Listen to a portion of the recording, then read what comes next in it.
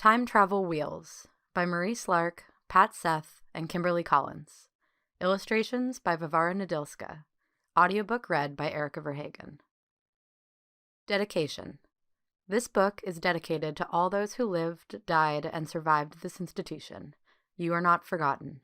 Thank you to all those who supported survivors to tell their stories, including Marilyn and Jim Dolmage. Acknowledgements. This book was made possible from funding by the Investing in Justice Fund, administered by Creative Users Projects, which supported projects that benefited survivors and storytelling. Preface. The Huronia Regional Center was a government-run institution for people labeled with developmental or intellectual disabilities. The labels people attract have changed since the opening of the institution in 1876 under its original name of the Aurelia Asylum for Idiots. The name was later changed to the Ontario Hospital School Aurelia, and then to Huronia Regional Center. Young children and adults lived there. Some children were taken to the institution by their families, who were told by doctors that it was the right thing to do. But the school was very overcrowded and unsafe. Many of the people who lived there were neglected or abused, and many experienced trauma. Trauma occurred because of the harms people experienced and because being institutionalized is traumatic. After its closure in 2009, survivors issued a class action lawsuit against the Government of Ontario for the inhumane treatment at the institution. This story, although fictional, is based on the very real experiences of survivors. By sharing their story, they hope to shed light on the treatment of people labeled with developmental and intellectual disabilities and to prevent future instances of neglect and abuse. 3 stories tall. Image description. A black and white pencil illustration of 2 children meeting in a schoolyard. One is Bernard, a young white boy in a wheelchair, looking nervous. He is wearing a long-sleeve shirt under a dark t-shirt and pants. The other is a young black girl, Jazz, who has multiple braids with hair baubles on their ends and an all-white jumpsuit. She is waving and smiling at the boy. They are standing on a sparse dirt lawn in front of a large, intimidating brick building. Bernard waved goodbye to his mother as he cautiously approached the school. He felt his stomach twist just looking at it. The old building was 3 stories tall, its towering size worsening his first-day worries. Bernard had always disliked change, and this was the biggest change he'd ever been through. Everything around him was completely different. All his old friends were back home, and this school looked so much bigger than his last one. His old school was familiar, and he knew everyone there, and he had seen all the rooms in the building. Every day, the activities were the same, the people were the same, the building was the same. His routine was gone now, and he wasn't sure what would happen today. Trying to ignore the knots in his stomach, he wheeled closer to his new school and looked up at the tall, red brick walls with peeling trim. At the top, he read, Aurelia Middle School. At the corner of the building was an old chipped brick that had 876 carved into it. Bernard wheeled towards a rickety gray picnic table and placed his backpack on its worn surface. He glanced at his watch, waiting for school to start. When his mom had dropped him off that morning, she had wanted to go in with him, but Bernard told her not to. He didn't want the other kids at school to make fun of him, and he was already worried that he wouldn't make any friends. Now he wished that she was there with him, to reassure him that everything was going to be all right. He was whispering this to himself when he heard a girl's voice shouting from behind him. Hi there! Are you the new kid? The girl's voice was loud, and Bernard covered his ears with his hands. The girl ran over to the picnic table and sat down across from him, smiling widely. She threw her backpack on the ground and swung her feet back and forth under the table while she talked. I'm Jasmine, but everyone calls me Jazz. Did you just move here? My house is down the street. I've lived there my whole life. When did you move? Jasmine raced through her questions and nodded her head toward the new subdivisions dotted with saplings. The houses all looked the same. They were squished together with concrete steps and fake brick fronts. Jasmine talked so fast, Bernard had trouble understanding what she was saying. After she spoke, he paused for a minute to grasp what she had said. I'm Bernard. I just moved here 2 weeks ago, he stammered. Do you like this school? I like it here. The teachers are nice, and I have friends here, she said. I have art class today, which is one of my favorite classes. But all my classes are in the resource room. Yours will be too, probably. Recess is really fun. We play lots of games. Yesterday we played catch, and the day before that we played tag. You can play too if you want. Since it's your first day, you can probably choose the game today. Okay, I like hide and seek. Maybe we can play that, he replied, more evenly this time.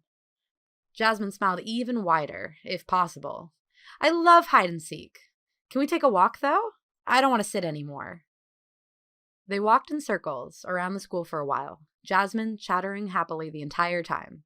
She told him about everything from the school to her brothers to her favorite foods and games. Bernard couldn't understand how anyone could talk so much and still find new things to say. Still, he didn't mind her talking and enjoyed listening to her. It distracted him from his worries and even made him think that the new school might not be so bad after all. Jazz seemed to like it there. And aside from her outgoing nature, they seemed to have a lot in common. They liked the same subjects, read the same books, and even their families sounded alike. As they walked around the school, more and more kids arrived and gathered in groups at the front of the building. They laughed and talked, and some of them played hopscotch or traded cards while they waited for the bell. Bernard and Jazz ignored them and kept walking around the school, chattering happily about all sorts of things. Ring! Both kids jumped at the shrill sound of the bell, and they quickly ran toward the school's back entrance where there was a ramp. Jasmine took the stairs 2 at a time, her black braids bouncing behind her. Bernard shoved his bag on his lap and made his way toward the blue steel ramp. The ramp was shaky and steep, and it was difficult to hold on to his bag and wheel himself up at the same time. You want some help? The teacher hates it if you're late. I was late last week and she told my resource teacher, and then the resource teacher called my parents. Ugh. I got in so much trouble, but we could just tell her that it took too long to get up the ramp. Bernard nodded, and Jasmine grabbed onto Bernard's push bar. Because the ramp was so steep, Jasmine needed to run to get Bernard and his chair moving. 1876. Image description. A black and white pencil illustration of Bernard and Jazz falling through the air. Bernard is gripping tight to his wheelchair's handles. His hair is standing on end, and he has a very scared look on his face. Jazz is upside down, looking over one shoulder as they fly back in time. Her braids and shirt collar are standing on end. The school behind them is fragmented into pieces and out of focus. Suddenly, Bernard's chair began to shake. It shook so hard that Jazz had to tighten her grip on Bernard's push bar and grab onto the railing with one hand. The shaking went up Jasmine's arms and took over her until she lost her balance and stumbled. She let go of Bernard's chair, and he started to wheel down the ramp. Bernard's wheelchair rolled backward, faster and faster toward the pavement. He watched as Jazz fell to the ground ahead of him, her backpack flying through the air as she collapsed. Just then, the steel ramp shattered into a million pieces, as if it was made from glass. Shards flew in every direction, as if gravity didn't exist. Bernard fell on his side and watched everything tilt as pieces of blue steel filled the air. Then, everything went black. Bernard could barely open his eyes. His stomach rolled, and he thought he was going to be sick. He slowly opened one eye, and then the other. His stomach rolled again. The brilliant sunlight startled him, and he squinted, unable to see anything. His head lay on the back of his chair, and as he looked up at the blurry sky, his vision adjusted, and clouds began to take shape. He lifted his head to see Jazz lying on the ground a few meters ahead of him. She squinted, lifted her head, and shakily stood up. Did we hit something? What happened? Jasmine said while shaking her head. Bernard sat staring at the school with his mouth wide open. The looming red brick walls with white trim were still there. But the new addition and ramp were gone. There was no longer a sidewalk next to the school, but instead a large, uneven grassy lawn. The nearby houses had disappeared. In their place were several smaller buildings and a large wooden barn. And there were miles and miles of manicured grass, and the driveway seemed to curve on forever. It seemed to be the same school, but everything around it looked different, as if they had traveled to some sort of alternate universe. Where are we? He said. He looked back toward Jazz, who appeared just as confused as he was. I don't know, she said slowly. Maybe this is a dream. She spoke in a quiet voice for the first time since Bernard had met her. Her lack of confidence made him uneasy, and he kept looking at her, hoping she would say something so that he wouldn't have to. Instead, she looked at her arm and held it up in front of her. She pinched it so hard that she visibly winced in pain, and her eyes watered. She didn't seem to notice him watching her, and she pinched herself a couple more times. She looked down at her shoes and examined her hands. She stared at the ground for a moment, then looked back at Bernard. "I don't think this is a dream," she said blankly. Bernard wheeled over to the corner of the building and noticed the brick that he had seen that morning. It wasn't chipped anymore, and it now read 1876. Why isn't it chipped anymore? Did someone fix it? He wondered. 4 boys and a wheelbarrow. Image description.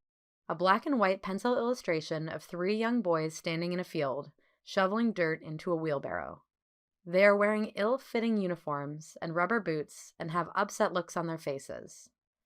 In the foreground of the illustration, there is a person in a plaid shirt and rubber boots pointing forebodingly at the boys. There is a broken-down shed in the background, and the sky behind them is stormy and full of clouds. Bernard's thoughts were interrupted by the sound of a man's booming voice. Jasmine's eyes widened, and she stood completely still. Bernard looked around for the source of the noise. The man's voice seemed to be coming from behind a barn next to the school. "Maybe he knows where we are," Bernard said as he wheeled quickly and fearlessly toward the barn. Jas unfroze and ran after him. As they approached the barn, Bernard could see that the wood was grayed from weather and age. He wheeled around the back corner and saw a stretch of field, sections of which were tilled and smelled of fresh earth. Other patches were green with new shoots and dotted with black and white cows. The sun in the bright blue sky shone brightly, and he noticed several figures standing in the distance. He shielded his eyes with his hand and squinted. Bernard could see the man standing next to a group of schoolboys. The wind carried the sound of raised voices, but Bernard and Jas couldn't make out any of the words. Bernard rounded the corner of the barn when suddenly, Jas ran ahead and put her hand out to stop him. "Bernard, wait! They might see us!" she exclaimed. Bernard tilted his head at her, puzzled. "Isn't that the point? So we can ask them where we are?" he asked. Jas shook her head quickly, and she clutched the straps of her backpack tightly with both hands. "But they're strangers. They could be dangerous, and that man sounded really angry." Bernard paused. He hadn't considered this. He didn't want anything bad to happen, but they needed to figure out where they were. "Okay. So maybe we should hide and try to see what they're saying first. That could give us a clue about where we are," he suggested. Jas nodded in agreement and pointed toward a small wooden shed next to the schoolboys. The shed was surrounded by a field of tall grass that reached near the barn. Jas and Bernard crept through the grass and toward the shed. Bernard didn't feel as confident as before and worried that the man would see them. Peering through the tall grass, Bernard and Jasmine surveyed the area. In front of them, standing on the large patch of freshly turned earth, was a group of 4 boys and the man with the booming voice. The boy nearest to the shed was thin and tall, his clothes stained with dirt. He was leaning on a shovel, breathing hard, his dark skin glistening with sweat. 2 other boys were heaving shovels full of manure into a wheelbarrow. Their clothes were just as worn and didn't seem to fit properly. Their noses were so red from the sun that Bernard winced when he saw them. The last boy was bent over, his shovel tilling the manure into the soil. Suddenly, the man bellowed so loud that Jasmine gasped. Bernard's heart raced and he worried the man might have heard, but he was too busy yelling to notice. "Get over here, Jones! Do you think this garden is going to fertilize itself?" he shouted. The boy who had been leaning on a shovel began to trudge back towards the field, his steps slow with exhaustion. Tapping his foot into the dirt, the man had a look of impatience on his hard face. His dark eyes were filled with rage. A deep thud sounded as the wheelbarrow overturned, spilling all of the manure. The boys stared at the wheelbarrow, and one began to quietly cry. The older man thundered towards the boys and the wheelbarrow. "Can't you boys do anything right?" he demanded. The boys, cowering, began to back up, and one tripped over the handle of the wheelbarrow, falling into the pile of manure. With a dark glint in his eyes, the man quietly threatened, "If you boys don't have this manure tilled into the soil when I return, I will make sure you never leave this field." He turned and strode away from the boys, heading directly toward Bernard and Jasmine. An open window. Image description. A black and white pencil illustration of a tall, intimidating hallway in the school. The tiled floor and white walls are distorted, making the hall look extra long. There are 2 old pendant light fixtures coming from the ceiling, and a wall of dirty windows with radiators below. The hallway leads to a foreboding wooden door. Panicking, they ducked. Bernard's heart was beating so loudly that he could hear it pounding in his chest, and he looked at Jazz, who was shaking in fright. They stood behind the shed, completely still as the man's footsteps grew louder and louder until he was so close that they could hear him breathing. Rusty hinges squeaked as the wooden door to the shed opened and then slammed shut. Bernard relaxed his muscles and quietly sighed in relief. There was a rustling of papers, and Bernard thought it sounded like a newspaper being unfolded. He realized that they had been hiding behind an outhouse. They had to get away from there before the man left the outhouse. He hadn't seen them before, but what if he found them this time? Jasmine must have been thinking the same thing as she nudged Bernard and pointed at the barn. The 2 children silently and cautiously crept through the grass field, back toward the old barn. Bernard heard the outhouse door slam shut again and turned his head back to see the man leave the outhouse and walk back toward the children. The distant sound of him yelling made Bernard shudder, and he hoped the boys wouldn't be punished too harshly. As they rounded the barn, they stopped and turned to face each other now that they were out of sight. Jasmine spoke first, her thoughts tumbling out. "Where and when are we? I don't want to be here anymore. I want to go home. We have to figure out how to get out of here." He shook his head in agreement. "We need a plan. Maybe we should retrace our steps. When we first got here, we were next to the school. Maybe if we go back there, we can find a way to get back home." Jazz opened her mouth to respond, but Bernard was already wheeling back toward the school. Moving toward the walls, he noticed that the red bricks looked fresher and cleaner than when his mom dropped him off at school that morning. Hardwire crisscrossed through the thick glass windows. Jasmine cautiously followed Bernard to an open window. Bernard gagged. An acrid smell wafted toward the boys through the window. "Ugh, gross! It smells like that outhouse," Jazz said. Bernard covered his nose with his sleeve. Ignoring that awful smell, he glanced through the window to see boys around his age standing in a crowded room. A blonde-haired boy wheeled his rickety old chair over to the window. The wheelchair was so big that the boy almost disappeared into its hard metal and leather seat. Seeing the blonde boy's wheelchair, Bernard winced. He couldn't imagine sitting in such a hard chair all day. The blonde boy looked over his shoulder to check if anyone was looking. "How did you get out?" he cautiously whispered. Bernard and Jasmine just stared at the boy. "Don't let them catch you. The last boy who tried to get out spent a week in the pipe room." Bernard was confused. Nothing the boy had said made any sense to him, and it sounded as if the boy was talking about a prison. "What's a pipe room?" he said. The boy looked at him, shocked. "You've never been to the pipe room? I've been there 3 times, he said. "It's dark and full of spiders, and you have to sit all alone in the dark for a full day. They send you there when you don't do what you're told, or if you don't eat everything on your plate. Even if you're not trying to be bad and you just got full or made a mistake. You're lucky they've never sent you there."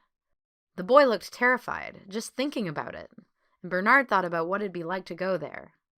It sounded horrible, and he wondered what the boy had done to be sent to this place. "What is this place? How did you get here? What's that smell? It smells like an outhouse. What happened?" Jasmine was interrupted by heavy footsteps echoing down the hall. "Hide!" the blonde boy pleaded. Jasmine and Bernard ducked below the window ledge just as they heard the creak of the door as it opened. "Hey! What are you doing near the window?" said an older, gruff voice. He was talking to some boy, sir, tattled another boy. The older voice bellowed, I told all of you to stay on the sides of the room and keep quiet. Now you think you can lie to me and disobey the rules? Go to the hall, both of you, and dig for worms. Bernard and Jazz moved away from the window as quickly as possible. Bernard wheeled away from the window as fast as he could. He couldn't stand the smell. He glanced at the numbered brick and once again wondered why it wasn't chipped anymore. Then he noticed that the sign on the red brick wall was also different. Instead of Aurelia Middle School, it read, Ontario Hospital School, Aurelia. Suddenly, he realized where they were. He gasped and turned around to face Jasmine. Jazz, I think I know where we are, he said slowly. Ontario Hospital School, Aurelia. Image description. A black and white pencil illustration with a close-up on Bernard and Jazz at the foreground. Bernard is resting his chin in his hand and is looking downwards. Jazz is leaning over Bernard, placing her hand on his arm. In the background, the school building looms ominously. Jazz turned rapidly and looked at him intently. Bernard pointed to the sign, and Jazz furrowed her eyebrows. I don't get it. What's a hospital school? She said. Bernard paused, but he wasn't quite sure how to explain it. Do you know what an institution is? He asked. She shook her head no, and furrowed her eyebrows. Bernard thought back to when his resource teacher had told him about it, and tried to recall what she had said. This used to be a hospital school, which was a horrible place where people were locked up and treated badly. People who didn't do well in school or had trouble speaking and reading, just like us, would get sent here even though they did nothing wrong. The resource teacher from my old school told me that it was bad. But this is worse than I imagined it, he said. Jazz looked horrified at what he had said. What?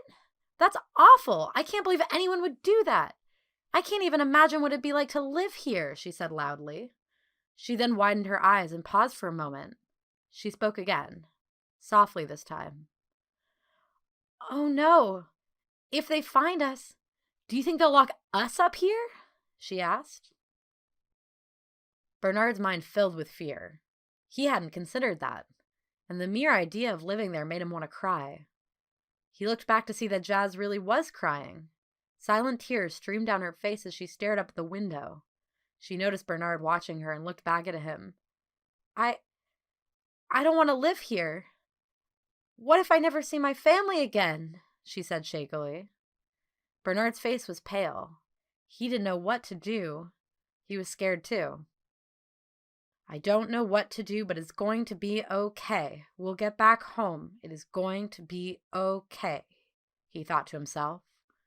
Jasmine looked up and tilted her head to one side. What did you say? Huh. I didn't hear you. Do you have a plan? Jasmine asked. Bernard looked at her oddly, and then realized he had been whispering to himself again. He only did it when he was nervous. It made him feel calmer. I was just talking to myself, he said. How did we get here? The hospital school doesn't exist anymore. We must have gone back in time somehow, he thought aloud. That's impossible, said Jazz. That only happens in movies, not real life. And how do we even get back when we don't know how we got here? She asked.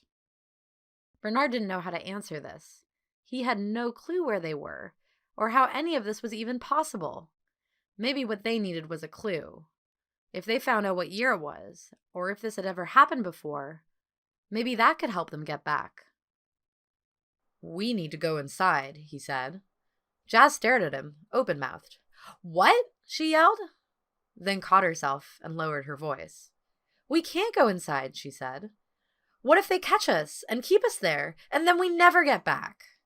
She shook her head no, while Bernard tried to explain his thoughts. We need to figure out how to get back, and we need to know things like what year it is, or if this has happened to anyone before, he said. It's risky, but if we're careful, we might be able to get out of here. I don't know what other options we have. We don't have food or water, and we can't sleep outside. We need to get back home before tonight, he explained. Jazz paused for a moment and furrowed her eyebrows. Okay, but we need to be very careful. Rows of girls sewing. Image description. A black and white pencil illustration of a room full of young children seated at sewing machines. In the foreground of the image are two young white girls. One is tall, with curly hair held back by barrettes. She is standing with her hands on her hips, and she is smiling. She is wearing an ill-fitting short dress and two different socks tucked into her shoes. The girl next to her is shorter with dark, unkempt short hair. She is smiling and holding up a pair of hand-sewn pants to the viewer. She is wearing a big sweater and pants that are rolled up several times at the bottom. Moving their way around the building, Bernard and Jasmine could hear a hum coming from a nearby window. They peeked nervously inside. The room was filled with tables and rows of girls sewing clothing. All of the girls had their heads down and were focused on feeding the pink fabric into the machines. "Get the door, Smith," ordered a frowning woman standing next to a closed door. A tall girl ran across the room and opened the door for the older woman, who was carrying a pile of folded clothing. Over her shoulder, she yelled, "Keep working, girls! Smith is in charge." The girl turned around to face the window, and Bernard and Jasmine ducked just in time. After a minute, Jazz peered inside to see her sitting at a sewing machine at the far end of the room. She tapped Bernard's shoulder, and he lifted his head. After observing for a moment, Jazz tapped her finger on the window. A small girl sitting next to the window turned away from her sewing machine and glanced behind her. She furrowed her eyebrows in confusion as she locked eyes with Jazz, and then Bernard. She turned back to her sewing machine. "What are you doing outside?" she asked quietly, without taking her eyes off her sewing machine. "We don't know. We shouldn't be here," said Bernard. Having recovered from the shock of the last room, Jasmine was back to her chatterbox self. "I am Jasmine, and this is Bernard. We were heading to school when we ended up here. We were going to be late, so we ran up the ramp, and everything went all shaky, and somehow we ended up here. I didn't want my resource teacher to call my parents again, but now I don't care. I just want to go home." She played with one of her black braids while she spoke. The small girl tilted her head to one side. "My name is Madeline, but all the staff call me Clark. Are you from Cottage A? Is that why you get to go to school?" Bernard opened his mouth to speak, but Jazz spoke up before he got the chance. "No, we think we're from the future where this isn't an institution anymore and it's just a school. We went up the ramp and then it was shaking and somehow we ended up here and we really need to get back home before they lock us up here, but we don't know how. Can you help us?" She spoke so quickly that her words were impossible to understand, and the girl looked at her in sheer confusion. Bernard looked around, worried that someone had heard. Just then, another girl skipped over, her blonde curls bouncing behind her. "Hiya, Madeline. Who are these kids?" she asked. Madeline looked back at Bernard and Jazz in confusion. Jazz repeated a close version of her previous explanation, even faster than before. As soon as she was done, Bernard tried to clarify. Well, we're from the future. I don't know what happened, but we somehow ended up here," he stammered. The blonde girl smiled and introduced herself confidently. "Okay, my name is Sterling, but the staff call me Lion. They don't even call us by our first names. I've never met anyone from the future before. Are you joking?" Jazz shook her head. "Why are you sewing?" she asked Madeline. Madeline cut off the thread on a pair of pants and held it up for them to see. "We're working. I'm sewing our clothes. Aren't they ugly?" she asked, glancing at Jasmine's stylish blue shirt. "What year is it? Can you help us?" Bernard blurted. Just then, the woman walked back into the room. She had a stern face with downward lines etched around her mouth. Bernard couldn't imagine her ever smiling. The woman looked around the room and her eyes landed on Sterling, then Bernard, and Jazz. They ducked, but it was too late. They had already been seen.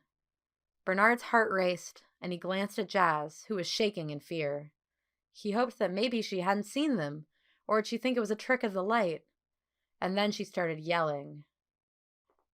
"What are those two kids doing outside? Potts! Davis! Come here! Her voice echoed through the room, its cruel undertones shooting fear up Bernard's spine. Two young women dressed in faded denim pants and shirts rushed into the room. Their uniforms and hairstyles looked the same as the other girls, but their faces looked older.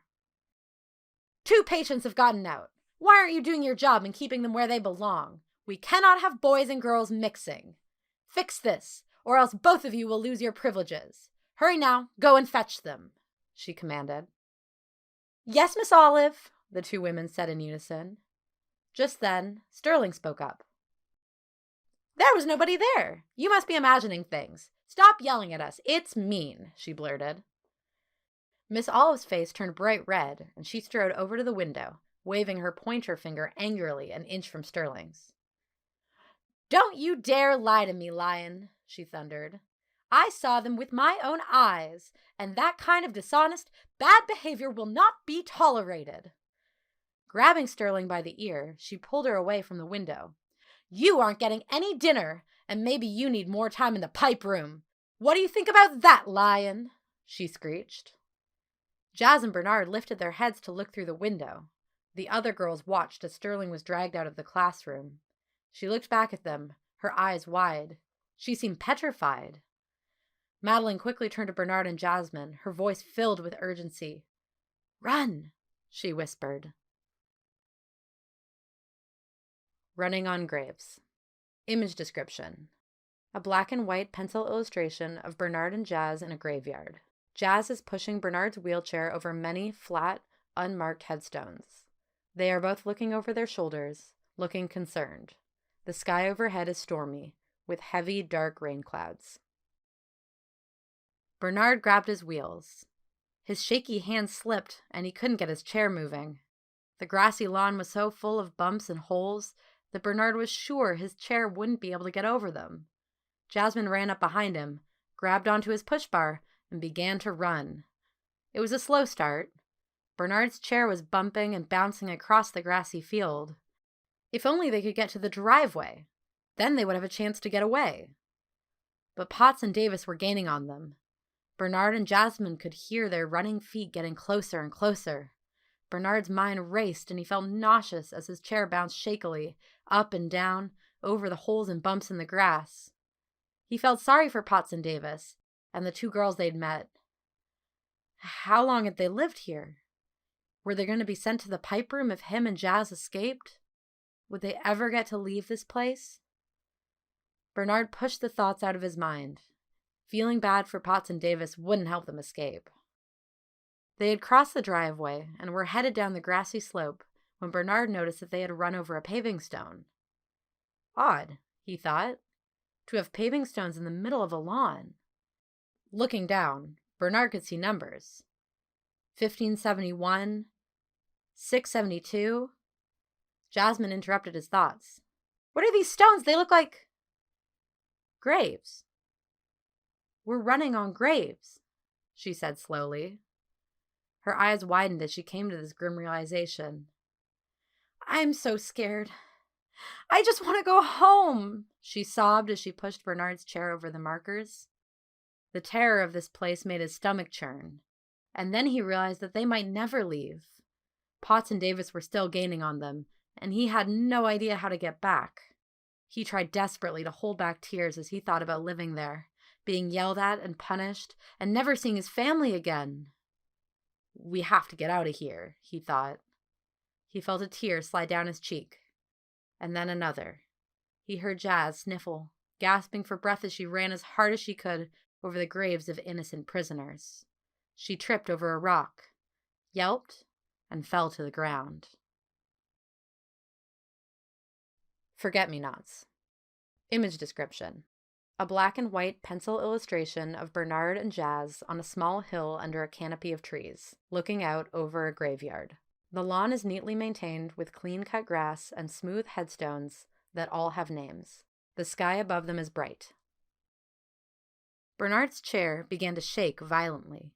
He grasped his wheels tightly and looked at Jasmine's limp body on the ground. Jazz! Wake up!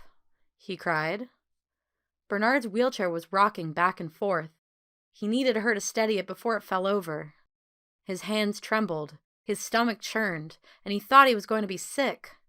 He looked around to see the school exploding into pieces and realized what was happening. His chair tipped over onto one side, and everything went black. When Bernard woke up, he was upright again, and his ears were ringing. The smell of manure had been replaced by the sweet aroma of flowers and freshly cut grass. He mentally prepared himself for the brilliant light that he had experienced last time and opened his eyes slowly. He squinted to see Jazz standing in front of him, waving her arms wildly in front of his face, and as the ringing stopped, he heard her yelling at him. "Hey, Bernard! Wake up, are you okay? Bernard!" she yelled, and Bernard nodded. "Yes, stop waving your hands like that." She stopped waving and yelling, and Bernard took a deep breath to calm down. His eyes adjusted to the light, and he noticed that the large, manicured lawn looked different. For a moment, he thought they were back at school, until he turned around to see that the school was gone. In its place was a beautiful green field dotted with pale blue forget-me-nots. The old, gray, weathered picnic tables near the school were gone too. In their place was a new covered area with smooth concrete benches and high picnic tables. He noticed Jazz staring at the street where she lived. The saplings were full-grown trees now, big and green and covered in leaves. It made the whole street look happier and more comfortable somehow. All of the houses looked different too. Instead of huge concrete steps, there were ramps or paved walkways, new and smooth and not too steep. One house even had an elevator attached to the front. The sidewalk was bigger and newly paved with smooth concrete. Bernard smiled.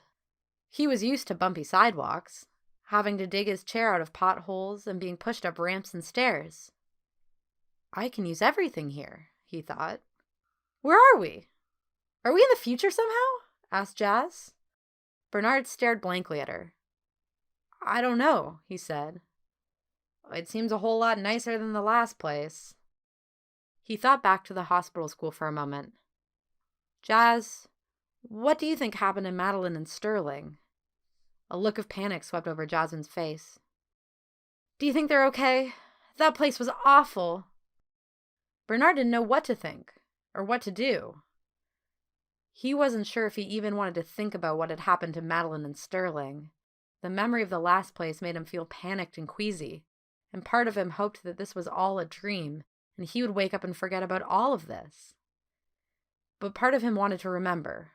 All those kids and what they went through shouldn't be forgotten, because they needed to make sure it didn't happen again. He pushed these thoughts out of his mind and tried to focus on the present. He looked back at the picnic tables and noticed that there was a large stone monument forming two cupped hands filled with flowers. Ivy climbed the fingers, and beside the monument stood two plaques, one of which was written in Braille. People sat around the picnic tables and stood around the edges of the concrete-covered area. The monument. Image description. A black and white pencil illustration of a crowd of people standing outside, gathered around a monument. The monument is a large pair of metal hands holding out a bundle of forget-me-nots. In front of the monument stands a wiry white man, Harry Spencer, wearing a suit jacket and speaking into a microphone, standing next to a short, white, kind-faced woman with close-cropped hair, Candy Siebert. Next to Harry and Candy is a black ASL interpreter, mid-sign, with a short beard and twists in his hair, wearing a dark turtleneck. The crowd gathered to watch is multiracial, of varying ages. Some participants are holding forget-me-not flowers, using crutches, hearing aids, and a white cane. They are all listening raptly. Without saying a word, or even glancing at Bernard, Jazz headed toward the monument. Bernard paused for a moment, confused, then followed her reluctantly. His mind raced at the prospect of yet another new place, and he felt sick to his stomach. It took a lot of effort to wheel over the bumpy grass, but once he reached the concrete, it was smooth, and his wheelchair glided along easily. He tried to control his breathing and focus on the feeling of his hands on the wheel and the sun on his face. He took a deep breath in and slowly breathed out. He wheeled past a basketball court and a garden with tall yellow sunflowers, and as he got closer, he noticed 2 people standing next to the monument. Jazz skipped toward a picnic bench and sat down across from an older couple, and Bernard followed suit. He easily rolled up to the edge, and his chair fit perfectly under the tall concrete table. He glanced at the older couple, who were staring toward the monument with rapt attention, and he followed their gaze to see a wiry man standing at the front and holding a microphone. "Thank you all for coming today to our remembrance service," he said. "My name is Harry Spencer, and I am the mayor of Aurelia. And this is my town council colleague, Candy Siebert."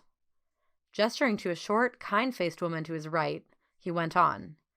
"We are survivors of this institution, and today we dedicate this memorial to all those who did not survive."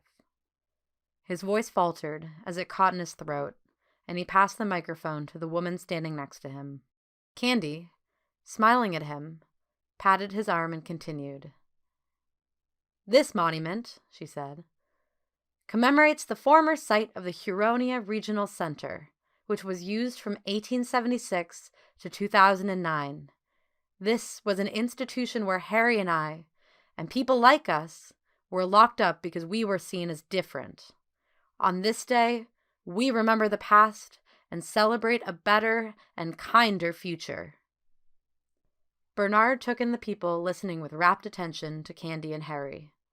Several little kids sat playing in the shade, and a younger couple stood next to a black dog. A pale woman stood teary-eyed, with a collection of forget-me-nots in her hands.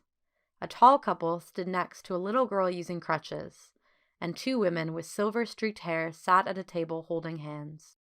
The crowd stretched on, all the way to the parking lot. Bernard couldn't make out the people in the back. Harry's voice cut through Bernard's thoughts. "We have some special guests here today to tell us about the history of the ground we are on. Please give a warm welcome to Madeline Clark and Sterling Lyon."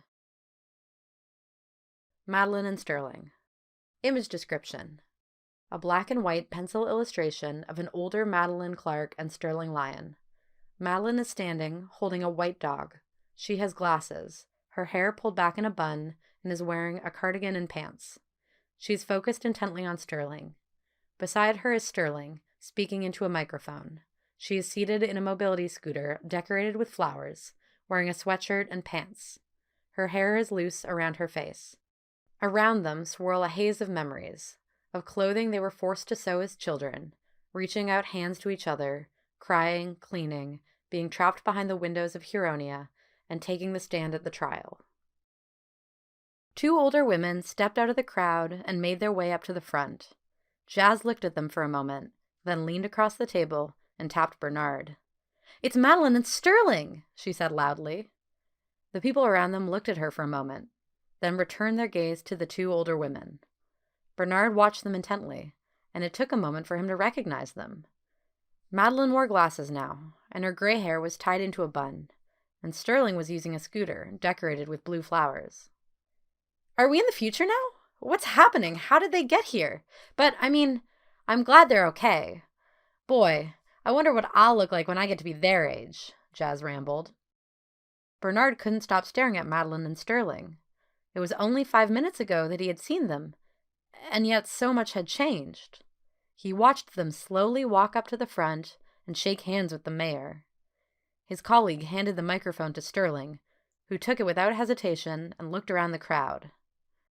"We want to tell you about this place," spoke Sterling in her clear and confident voice. "It used to be called the Ontario Hospital School Aurelia when I was here. It was supposed to be a place to take care of people like us, but it was a prison. They treated us horribly. I was sent here when I was only 7 years old. I was told I was never going to leave, and that it was what was best for me. But it wasn't what was best for me at all, and I was just a scared little kid who didn't deserve any of this. Why don't you share your experience here, Madeline?" At the sound of Madeline's name, a little dog yipped at her feet. "Shh, rascal," she whispered as she gently stroked his head. She adjusted her pink and blue cardigan, and Sterling passed her the microphone. Madeline took a step forward and began to speak. I came here when I was little. I had brothers and sisters who lived here too. I never knew them because they kept us separate. But now I know them. This place was supposed to keep us safe and take care of us, but instead, we were treated badly and neglected. I never thought I would leave. I never thought I would want to talk about this place. I didn't want to remember. But now I want people to know about this place so that what happened there never happens again. She passed the microphone back to Sterling. After this place closed, we went to court. We brought a class action lawsuit against the government because we wanted people to know our story. We wanted to make sure this would never happen again. But the case was settled. So we never got to tell our stories in court, Sterling continued sadly. The government apologized for what happened. But they should have done more. We never did anything wrong. We were locked up for being different. We didn't get a proper education, and we had to work. Didn't we, Madeline? She said, glancing at Madeline to pass the microphone again, before returning her gaze to the crowd. I worked making our clothes. They were ugly things, but I liked learning to sew and knit. I had to learn to knit with straightened bobby pins. The staff wouldn't give me knitting needles. They never believed that I could do it. But now I make my own clothes, she said as she stroked the sleeve of her cardigan. We had to share everything. We never had any privacy. We shared clothes, ugly pink things that never fit properly. We had to shower and use the bathroom together, and we had to work, looking after the other girls or in the sewing room, said Madeline. They said we would be looked after there, but it was more like a prison than a home. We didn't get to go to school. It smelled disgusting, and it was a horrible place to live. The crowd was quiet, except for the occasional whir of someone's power chair, the snuffle of a dog, or the happy laugh of a child. Bernard and Jasmine looked around. There was something unusual about the assembled group, but Bernard couldn't put his finger on what it was. He was about to ask Jasmine when Sterling spoke again. It was hard when we first came back to Huronia, Sterling said as she wiped her eyes. But now we can come. We can sit on these benches. She continued as she waved her hand toward the seating area. Remember and share our stories. We can visit the cemetery, and all the graves are marked. There are no patient numbers anymore. Everyone who never got to leave this place is remembered. Her voice wavered on the last sentence, and she teared up and passed the microphone to Madeline. People need to know what happened here, so it never happens again. This is why we go around and tell our story, Madeline said. After this place closed, people wanted to use the buildings. They didn't listen to us when we said we wanted them torn down. They told us to get over it and forget. But we can't forget. We won't forget what happened here, and we will tell everyone. Madeline stroked her dog's ears and said softly, "The buildings have been torn down, and some people are now listening to us, but there are still a lot of changes that need to happen." That's right. Being different doesn't make someone a criminal. We are all people. Some people just need some support, but we should be allowed to make our own choices and live where we want. We need everyone to remember what happened here. We need a union of people to remember the past, to make sure this doesn't ever happen again, Sterling added. She leaned on her scooter, stood up a little straighter, and said, "And we need to make sure that people like us aren't excluded anymore.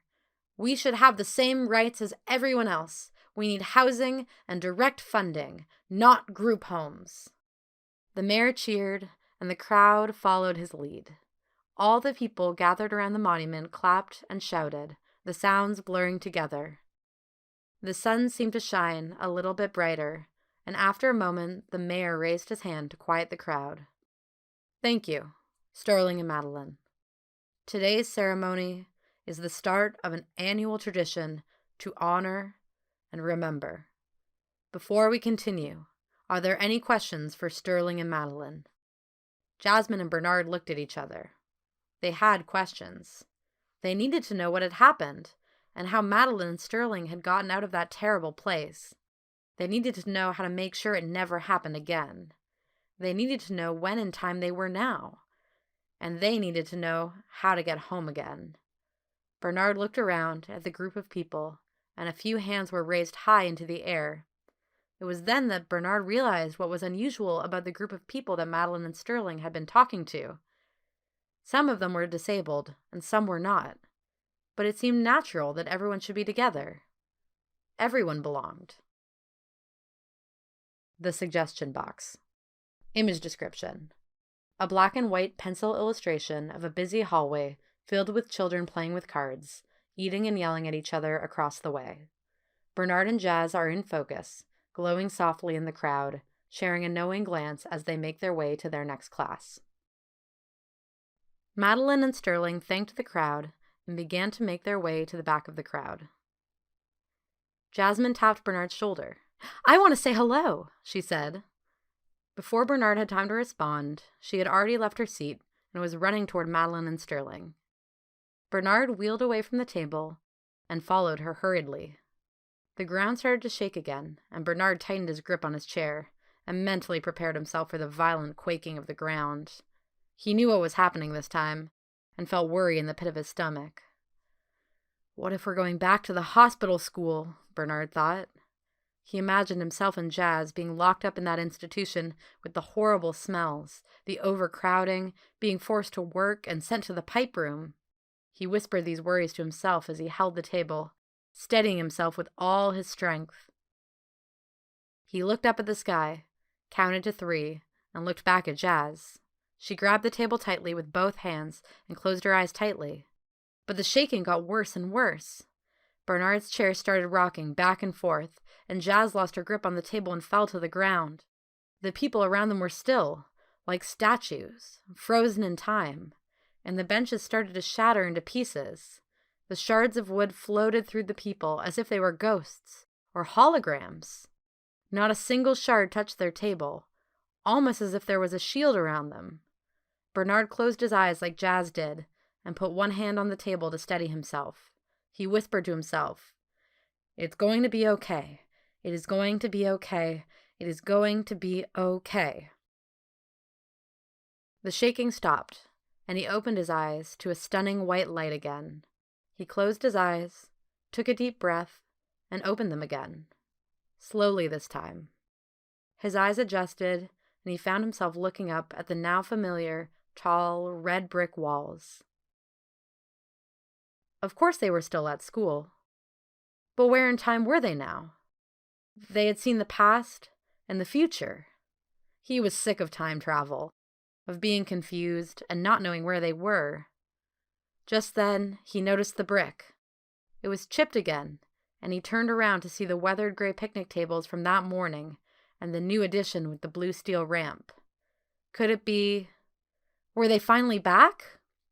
He looked back at Jazz hopefully, who was smiling and looking around. "Are we back?" he asked, just to be sure. She nodded vigorously. "Yes, I think we are." "Wow, that was bizarre." Bernard looked back at the sign, which again read, Aurelia Middle School, and the sinking feeling in the pit of his stomach disappeared. He looked around and noticed that the school was once again surrounded by children. They were standing in the same places as earlier that morning, and he wondered if any time had passed at all. Just then, the bell rang, its shrill sound startling Bernard and making him jump.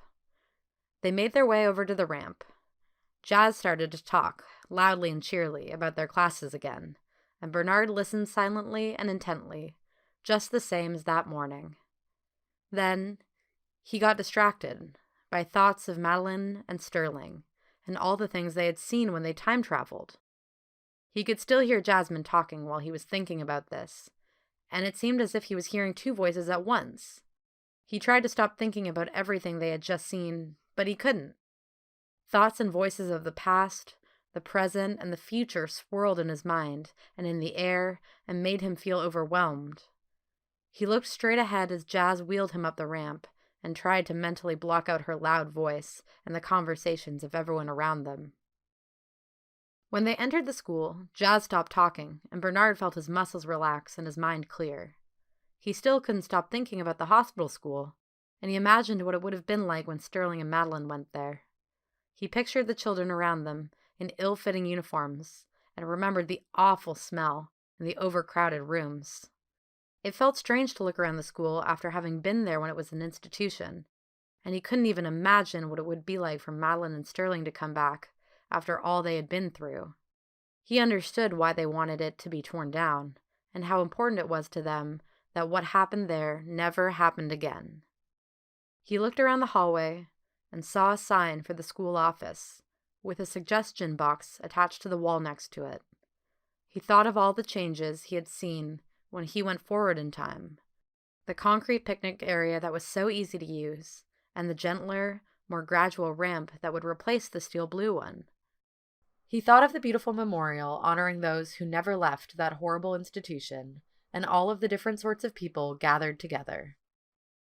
Jazz must have been thinking the same thing, for she skipped up to the suggestion box, picked up the pen next to it, and started writing something on one of the blank cards. Bernard rolled up beside her and opened his backpack. He took out a second pen, grabbed one of the cards, and began writing out suggestions. The end.